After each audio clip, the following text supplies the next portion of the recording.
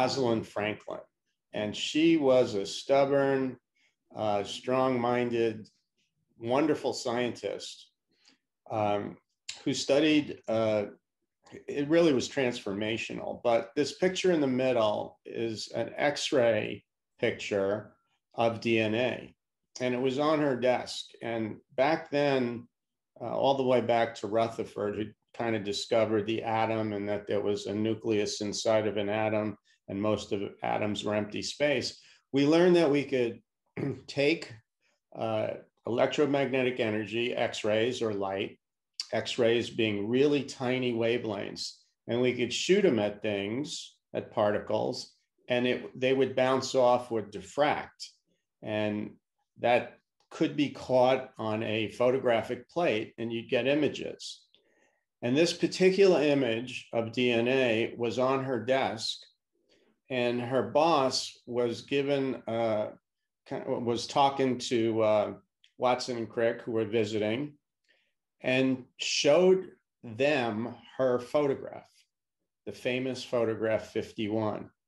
They were trying to figure out the structure of DNA, and they couldn't figure it out. But after they saw this photograph, they published the paper on the double helix because it gave them the answer. And first of all, it was not right for her boss to show her work to other people. And she never, ever got credit till years afterwards.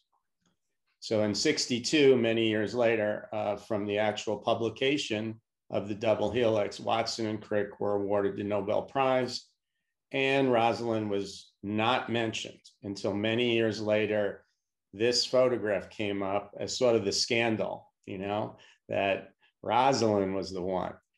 So if you look at the next slide, Watson was kind of obstinate about it. You know, he said, you know, Rosie ought to be put in her place. You know, her boss knew that she had to, like, you know, he had to be in a dominant position. But even in science, which we feel is the pathway to truth, there's all these human interactions which cause a lot of stress for scientists.